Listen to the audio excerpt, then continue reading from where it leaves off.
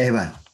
En nombre del Padre, del Hijo y del Espíritu Santo. Amén. Amén. Padre amado, Padre bueno, te damos gracias, Señor, por habernos reunido esta mañana para escuchar tu santa palabra. Por favor, te pido bendigas a todos los que estamos aquí y también bendigas a todos los que quisieron entrar y por algún otro motivo no pudieron conectarse o no puedan conectarse. Te pido también que infundas tu Santo Espíritu sobre nuestro querido Rafael Besos, para que a través de él seas tú quien nos dé el mensaje de este fin de semana. Te pido, Padre, te doy gracias por todas las bendiciones recibidas durante este tiempo y por favor que no me pierda más días de mensaje de Biblia. En el nombre, Padre nuestro que estás en el cielo, santificado sea tu nombre. Venga a nosotros tu reino, hágase, Señor, tu voluntad, así en la tierra como en el cielo. Danos hoy nuestro pan de cada día. Perdona nuestras ofensas, como también nosotros perdonamos a los que nos ofenden. No nos dejes caer en la tentación y líbranos del mal. Amén. Amén. Salve María, llena eres de gracia, el Señor es contigo, bendita eres entre Ya tú todas. eres entre las mujeres, y bendito es el fruto de tu vientre, Jesús. Jesús. Santa María, Madre de Dios, ruega por nosotros pecadores, ahora y en la hora de nuestra muerte. Amén. Gloria al Gloria Padre, al Padre, y al Hijo, y al Espíritu Santo, como era en el principio, ahora y siempre, por los siglos de los siglos. Amén. Padre, Hijo y Espíritu Santo. Amén. Amén. A los hermanos que están conectados y también para los hermanos que nos miran en las redes. Recordemos que en la descripción del video se encuentran los datos de contactos y el número del ID, que es lo único que necesitan para poderse conectar. El número de ID es 228-272-8212. Repito, 228-272-8212. Iniciamos nuestra clase de Biblia correspondiente a este día, a cargo de nuestro catequista, Rafael Besos, quien cuenta con una vasta experiencia en compartir la palabra de Dios. Hoy estamos en el domingo 14 del tiempo ordinario y yo quiero empezar con la oración colecta. La oración colecta es la oración inicial que hace el sacerdote antes de cuando se comienza la Eucaristía. Señor Dios, que por medio de la humillación de tu Hijo reconstruiste el mundo derrumbado. Humillación quiere decir que se hizo hombre, o sea, se abajó de ser Dios, se abajó y cogió una naturaleza humana. Concede a tu fiel una santa alegría para que a quienes rescataste de la esclavitud del pecado, porque hemos sido rescatados del pecado, nos hagas disfrutar del gozo que no tiene fin. Por eso, cuando la primera lectura es del profeta Zacarías, que es el capítulo 9, del 9 al 10, es muy bonita el primer verso que comienza. Ese verso tiene un canto que yo me acuerdo, es: alégrate y goza, Jerusalén, mira que viene tu rey. No temas, Sión, que está cerca tu salvación. Y así tenemos que estar nosotros, contentos porque nuestro rey ha llegado a nosotros y nos ha traído la salvación, que es liberación del pecado, por medio de su pasión, muerte y resurrección. El Señor nos ha liberado. Entonces, lógicamente, eso es una de las cosas que tenemos que tener en cuenta. Tener siempre la alegría del Señor. Esa alegría que no te la puede dar el mundo, sino que solamente te la puede dar el Espíritu Santo por medio de sus dones. Por eso nos alegramos y esa alegría permanece en nuestro interior, aun cuando nos rodeen ciertas situaciones que no son motivo de alegría, pero tenemos la alegría del Espíritu Santo, que no te la puede dar el mundo, sino solamente te la puede dar del Espíritu Santo. Una alegría que no se termina, porque es la alegría de la presencia del Señor. Por eso vamos a ver entonces el Evangelio, esa lectura de Zacarías 9, del 9 al 10, esa fue la que hicimos, el de entrada de el Señor que viene humilde y montado en un burrito. Era desaparecer la tierra, etcétera, todas las circunstancias adversas que nos rodean. Y, por ejemplo, el Salmo del 144, acuérdate, Señor, de tu misericordia. Acuérdate, Señor, de tu misericordia. Dios y Rey mío, yo te alabaré. La alabanza es una cosa que trae la alegría interior, reaviva la alegría interior nuestra cuando nosotros alabamos al Señor. Bendeciré tu nombre siempre y para siempre. Un día tras otro bendeciré tu nombre y no cesará mi boca de alabarte. Por eso cuando nosotros empezamos el día, empezamos con alabanza al Señor. Te alabo, Señor, y te bendigo. El Señor es compasivo y misericordioso, lento para enojarse y generoso para perdonar. Bueno es el Señor para con todo, y su amor se extiende a todas sus criaturas. El Señor es siempre fiel a su palabra, y eso es importante, fiel a su palabra. La palabra del Señor siempre se va a cumplir, y lleno de bondad en sus acciones. Da su apoyo el Señor al que tropieza, y al agobiado alivia. Eso es importantísimo. O sea, el Señor siempre, si tú tropiezas y caes, pero tú pides ayuda, el Señor te levanta y te alivia. Que te alaben, Señor, todas tus obras, que todos tus fieles te bendigan, que proclamen la gloria de tu reino, la claridad, la luz de tu reino, y den a conocer tus maravillas. Ese es el Salmo 144, que es bellísimo. Es el Salmo de esta Eucaristía. Y el Evangelio es de Mateo 11, 25 al 30. Mateo 11, 25 al 30. En aquel tiempo, Jesús exclamó: te doy gracias, Padre, Señor del cielo y de la tierra, porque has escondido estas cosas a los sabios y entendidos y las has revelado a la gente sencilla. Gracias, Padre, porque así te ha parecido bien. El Padre ha puesto todas las cosas en mis manos. Nadie conoce al Hijo sino el Padre. Nadie conoce al Padre sino el Hijo, y aquel a quien el Hijo se lo quiera revelar. Vengan a mí todos los que están fatigados y agobiados por la carga, y yo les daré alivio. Tomen mi yugo sobre ustedes y aprendan de mí, que soy manso y humilde de corazón, y encontrarán descanso, porque mi yugo es suave y mi carga ligera. Palabra del Señor. Una de las cosas es importante cuando esta perícopa quiere decir este extracto que se está leyendo del Evangelio, cuando Jesús exclama: te doy gracias, Padre, Señor del cielo y de la tierra. Es la primera vez en el Evangelio que se hace esa proclamación tan solemne de que Padre, Señor del cielo y de la tierra, como comienza el Génesis 1, el libro 1.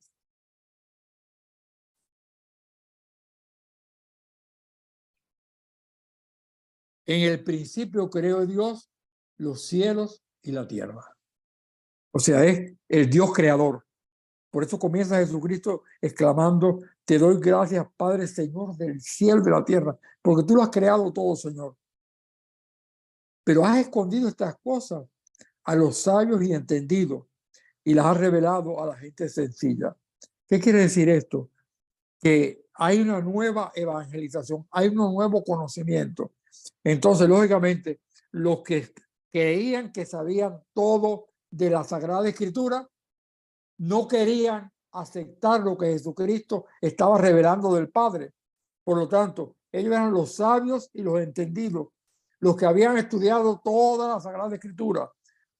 Los rabinos, etcétera, etcétera, se creían ya dueños del conocimiento. Y entonces dice aquí: pero estas cosas a los sabios entendidos no lo van a aceptar, porque ellos creen que lo saben todo. Cuidado con eso. Hay muchos cristianos que se creen que lo saben todo y que no tienen que aprender nada. Mira, yo te voy a decir una cosa, mientras más uno aprende, más se da cuenta de lo poco que uno sabe. El conocimiento es como una gota de agua en el océano. Cuando tú vas entrando en el conocimiento, cada vez te das cuenta que hay más, es una inmensidad lo que falta por entrar en él, que siempre hay cosas nuevas que no conoces y que tienes que aprender. O sea, esa actitud de esperar siempre que hay algo nuevo de lo cual yo puedo aprender. Por eso dice a la gente sencilla, a esa gente sencilla, esa gente son las que más fácilmente aceptan la revelación. O sea, por eso cuando nosotros buscamos en el Deuteronomio, capítulo 6, del 4 al 5, el libro del Deuteronomio, el quinto libro de la Biblia, o sea, los primeros 5 libros del Pentateuco, Pentas quiere decir 5 en griego, eso es lo que la Torá, que los judíos llaman la Torá. O sea, es lo que ellos mantienen fundamentalmente. Y cuando yo busco el capítulo 6, 4 al 5, eso es importantísimo, porque es cuando te va a decir, escucha Israel Yahvé, nuestro Dios es el único Yahvé. O sea, cuando ellos escucha, es la palabra griega, la palabra hebrea es Shema. Shema Israel. Escucha Israel. Shema es una palabra hebrea. Quiere decir, Shema quiere decir escucha Israel. Que lo importante que es, Yahvé, nuestro Dios, es el único Yahvé. O sea, es el único Dios que existe. Amarás a Yahvé, tu Dios, con todo tu corazón, con toda tu alma y con toda tu fuerza. O sea, eso lo rezaban ellos 3 veces al día. El Shema Israel. Escucha Israel. Israel, el pueblo de Israel. Para nosotros es también una cosa importante, porque es decir, escucha fulano de tal, nuestro Dios Yahvé es el único Yahvé. No hay más dioses. O sea, porque acuérdate que era una sociedad politeísta, o sea, que tenía muchos dioses. Actualmente hay muchos dioses también en nuestra civilización. El dios dinero, el dios de la riqueza, el dios del orgullo, el dios de la soberbia, el dios de tantas cosas que nos rodean a nosotros, a las cuales nosotros le damos culto, de cierta manera. Por eso el evangelio del otro domingo, cuando decía, a mí me tienes que amar más que a tu padre, que a tu madre, que a tu hijo, que a tu hija, etcétera, etcétera. Pero siempre, ¿por qué? Porque si tú pones a Dios primero en tu vida, tú pones a Jesucristo primero en tu vida, tú serás mejor padre, mejor madre, tú serás mejor hijo, tú serás mejor hija, tú serás mejor todo. ¿Por qué? Porque estás imbuido, invadido por el amor de Jesucristo, que es el bien supremo. No hay otro amor más grande que ese. Y ese amor se transfunde en todas las acciones que tú hagas. Por lo tanto, eso es lo que hace que tú tengas un amor sobre todas las cosas, distinto completamente. O sea que si no lo miramos de esa forma, parecería una cosa de arrogancia. Decir, a mí me tienes que amar primero que a todo el mundo. Pero es por ese motivo. Cuando tú pones a Jesucristo como centro de tu vida, tú vas a ser mejor en todas las circunstancias que tú te encuentres y en todas las dimensiones que tú quieras. Por eso te has revelado a la gente sencilla. Gracias, Padre, porque así te ha parecido bien. Esto es lo que le ha parecido a Dios. La gente sencilla, simple, es la gente que acepta más la enseñanza de Dios. Los que se creen que saben mucho, rechazan esa enseñanza porque creen que todo lo saben. Cuidado con eso, porque puede haber dentro de la comunidad de cristianos, puede haber personas que se creen que lo saben todo y no tienen que buscar ninguna enseñanza, porque como han llegado ya a un cierto nivel, se creen ellos que ya no tienen que buscar más nada, que ya están muy equivocados. El conocimiento tiene una dimensión enormemente grande, o sea que es como una gota de agua. Mientras más conocemos, más nos damos cuenta de lo poco que sabemos. Dice aquí, el Padre ha puesto todas las cosas en mis manos. Nadie conoce al Hijo sino el Padre. Nadie conoce al Padre sino el Hijo. Ahí está Jesucristo revelando que Él es Dios.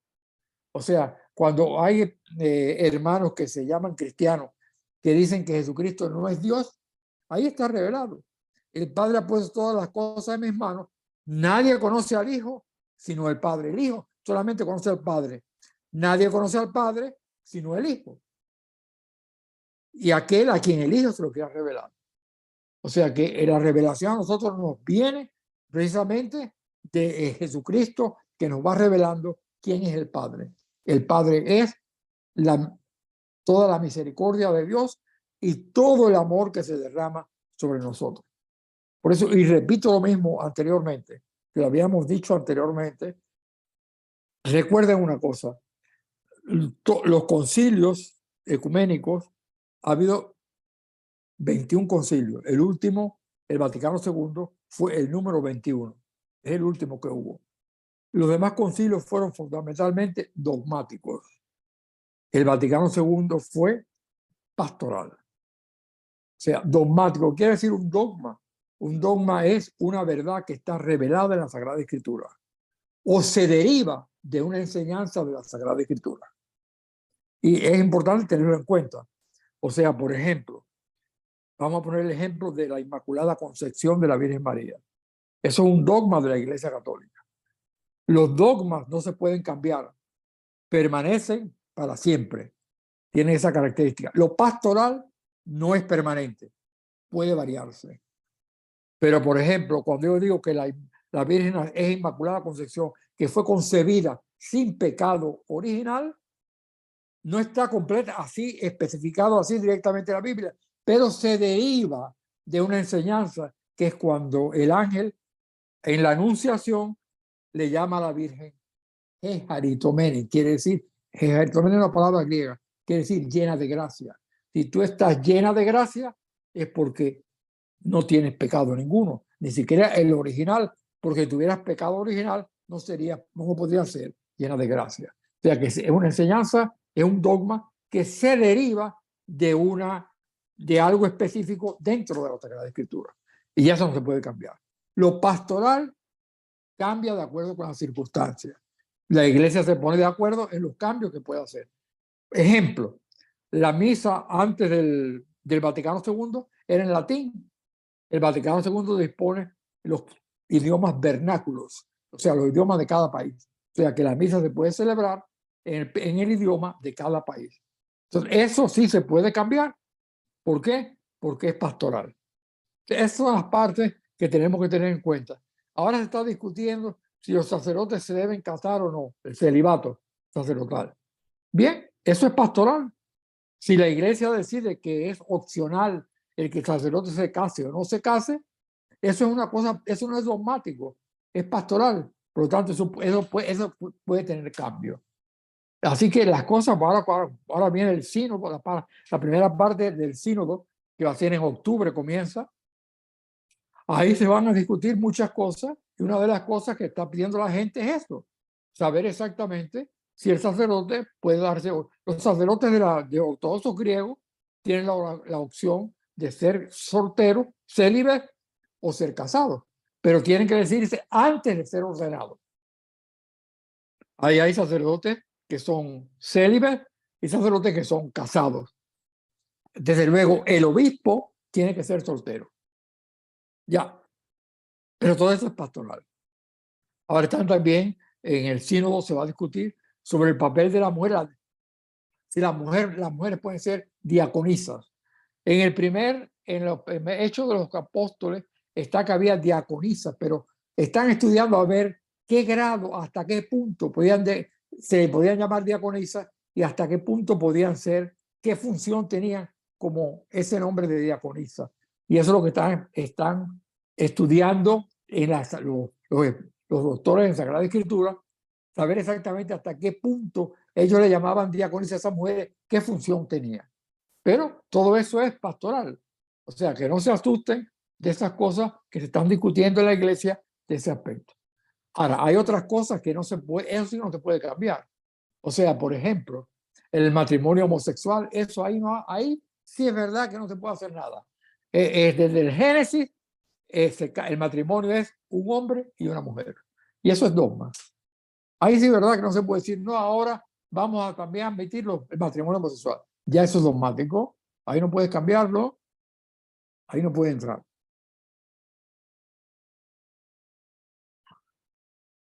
Después en los comentarios, si quiero que ustedes me expliquen, digo que ustedes me expresen sus ideas sobre eso, porque es importante tener las cosas muy claras de acuerdo con la instrucción de lo que sabemos. Somos gente sencilla, pero tenemos que estudiar las cosas para saber exactamente dónde estamos parados. O sea, ahí es cuando dice, el Padre ha puesto todas las cosas en mis manos. Nadie conoce al Hijo sino el Padre, nadie conoce al Padre sino el Hijo, y aquel a quien el Hijo es está revelando ahí Jesucristo como Dios. Jesucristo es Dios. Hay gente que se llama cristiana que no consideran que Jesucristo es Dios, sino que es un hombre superior, es una criatura superior, pero no es Dios. Es mal. Ahí está bien claro, Jesucristo es Dios.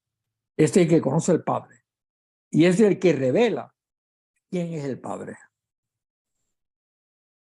Vengan a mí todos los que están fatigados y agobiados, por la carga, y yo les daré alivio.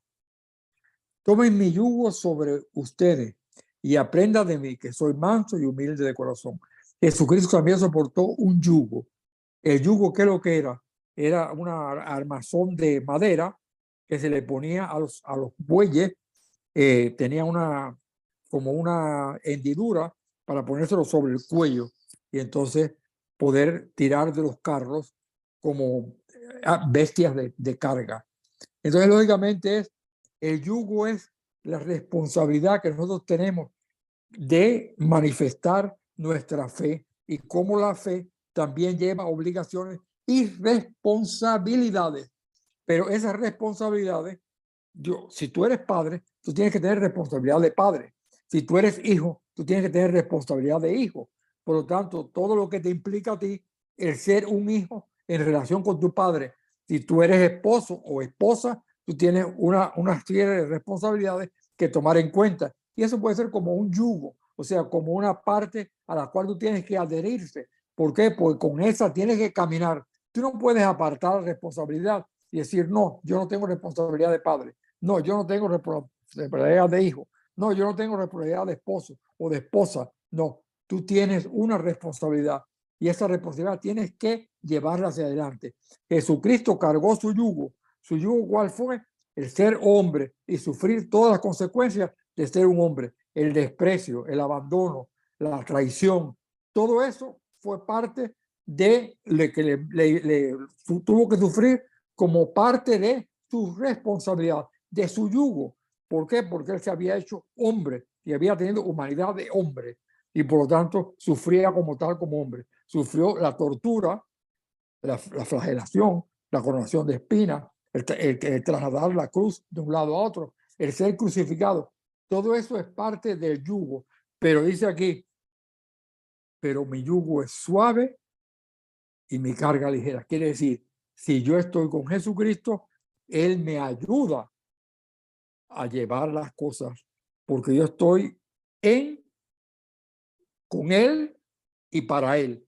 Y por lo tanto, el Espíritu Santo me da la fuerza interior que me hace a mí sentirme elegido de Dios. Él es mi Padre.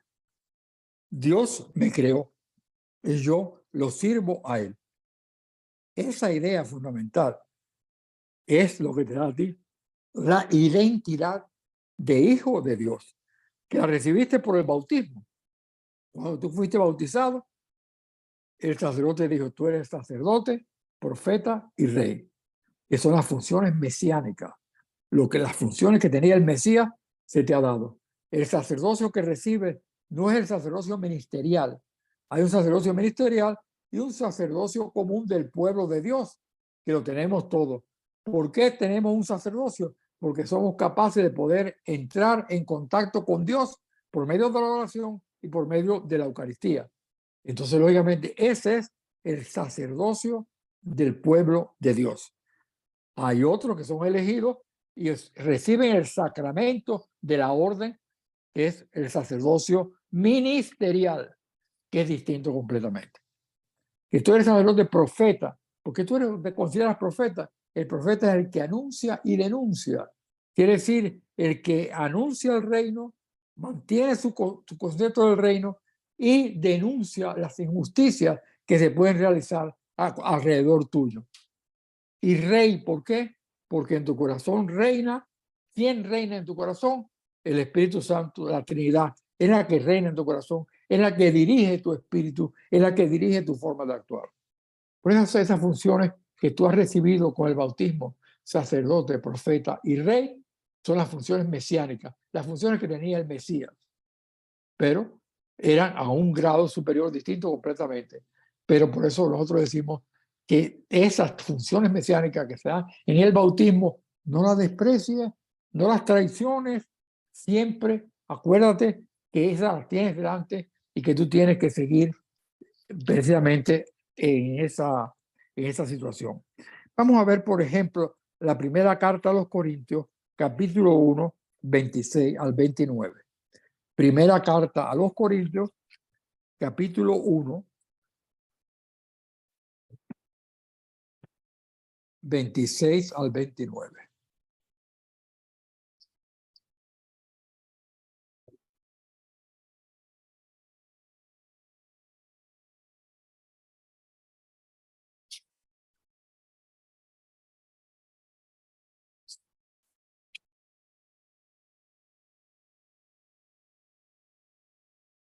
Primera carta a los Corintios, capítulo 1, 26 al 29.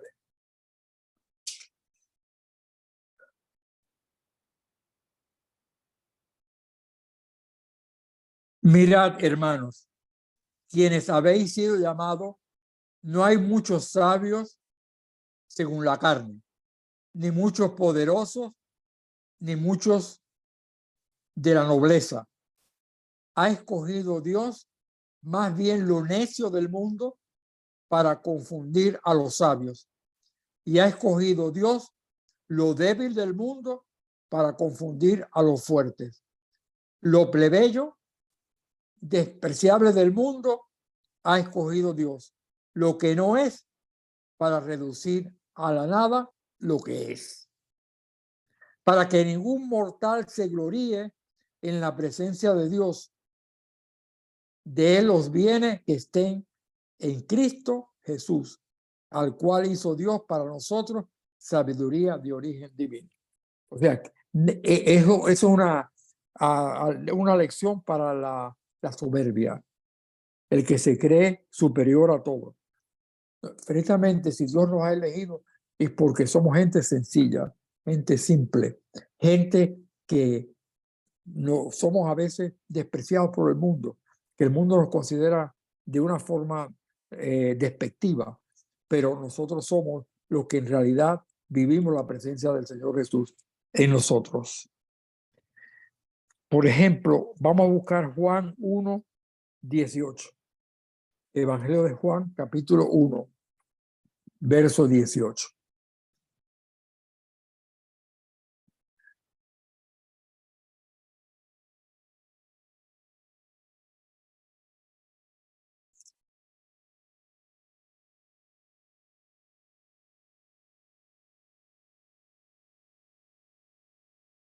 A Dios nadie le ha visto jamás. El Hijo único que está en el seno del Padre, Él lo ha contado.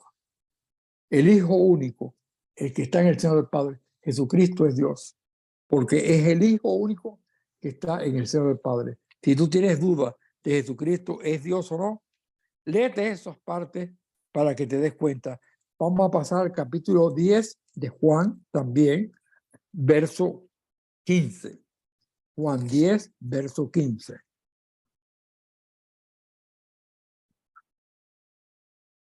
Como me conoce el Padre, y yo conozco a mi Padre y doy mi vida por las ovejas, también tengo otras ovejas que no son de este redil.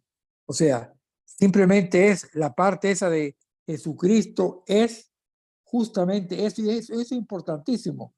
Como me conoce el Padre y yo conozco a mi Padre. Conocer es que convive precisamente con el Padre. Y Él nos da a conocer al Padre. ¿Por qué? Porque Él es Dios. Eso es una cosa importante. Igual que, lógicamente, la persona que no cree que en la Eucaristía hay presencia real de Cristo en el pan y en el vino que están consagrados, que hay una transustanciación, que se ha cambiado la naturaleza de pan y la naturaleza de vino, y ahora es precisamente la carne de Cristo y la sangre de Cristo. Vuelvo a repetir, porque esto es importantísimo, que esa solamente el 30%, estoy hablando de los Estados Unidos, el 30% de los católicos que van a misa los domingos creen en realidad que eso es el verdadero cuerpo y la sangre de Cristo, el pan consagrado que se da como comunión común, comida en la Eucaristía. Claro, yo y resalto y vuelvo a resaltar otra vez que siempre hay que tener presente tanto los ministros de la Sagrada Comunión como los sacerdotes también el hacer eso de el cuerpo de Cristo para que la persona responda amén, que quiere decir sí, así sea. Quiere decir, está haciendo un acto de fe. Hay que hacer que la persona, que eso no es una galletita que se le está dando, sino que es precisamente cuando se le presenta adelante. No hay que tener en cuenta la rapidez que hay que distribuir la comunión. No, eso lleva un tiempo y es necesario que la persona haga el acto de fe cuando le presentan el pan delante y diga el cuerpo de Cristo. Y la persona responde amén. Amén es una palabra hebrea que quiere decir así sea. Y ese es un acto de fe. Si tú no dices eso, tú como ministro de la Sagrada Comunión, no dices eso, le estás impidiendo a esa persona hacer el acto de fe, pensar realmente que lo que está recibiendo no es un pedazo de pan, sino que está recibiendo es el mismo cuerpo de Cristo, la presencia real de Cristo. Y esa presencia real de Cristo que entra en ti es la que te hace a ti conocer al Padre, conocer al Hijo y conocer al Espíritu Santo, porque es la Trinidad que ha entrado en tu interior y entonces tú vives por esa fuerza interior que te da el haber recibido el sacramento de la comunión.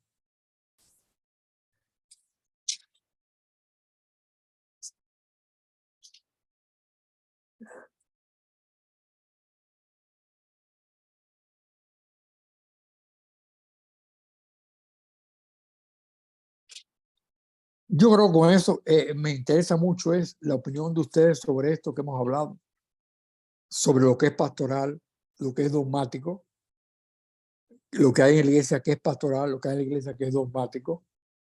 Tener las ideas muy claras, porque ahora cuando venga el sínodo se van a discutir muchas cosas que la gente va a creer, pero ¿cómo se puede cambiar eso? No, hay cosas que se pueden cambiar, las pastorales, pero las cosas dogmáticas, esas no tienen cambio. Ahí no hay cambio.